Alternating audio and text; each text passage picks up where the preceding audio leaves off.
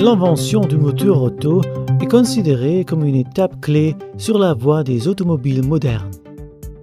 Le moteur Otto porte le nom de l'inventeur Nikolaus August Otto. Le moteur à cycle Otto est utilisé dans les motocyclettes, les voitures et d'autres véhicules. Cette vidéo présente le moteur Otto à 4 temps.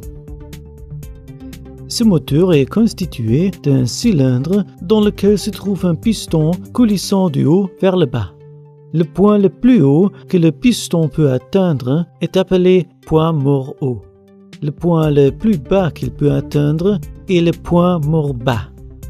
La cylindrée d'un moteur est la distance parcourue par le piston. Le piston est relié au vilebrequin par l'intermédiaire de la bielle.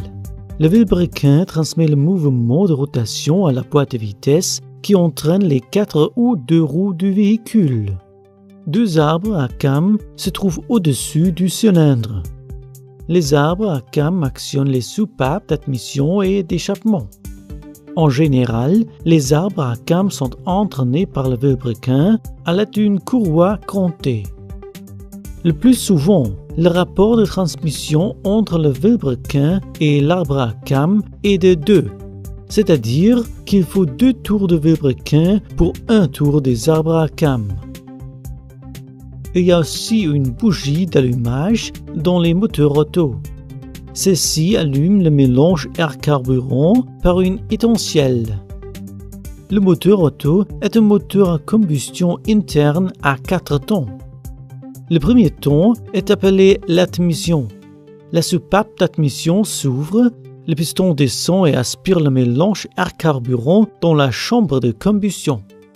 Pendant le deuxième temps, la soupape d'admission se ferme et le piston comprime le mélange air-carburant. Plus le taux de compression est élevé, plus ce mélange air-carburant va générer de la puissance. Mais attention, une forte compression du mélange provoque le phénomène d'auto-allumage du mélange dans le cylindre. Le troisième temps est la combustion du mélange. C'est à ce moment que le mélange air-carburant s'enflamme et de la chaleur est produite. La chaleur dégagée pousse le piston violemment vers le bas. Le quatrième temps est l'échappement des gaz brûlés. Le piston pousse les gaz brûlés en remontant par la soupape d'échappement ouverte. Le vilebrequin transmet le mouvement de rotation à la boîte de vitesse et le véhicule se déplace.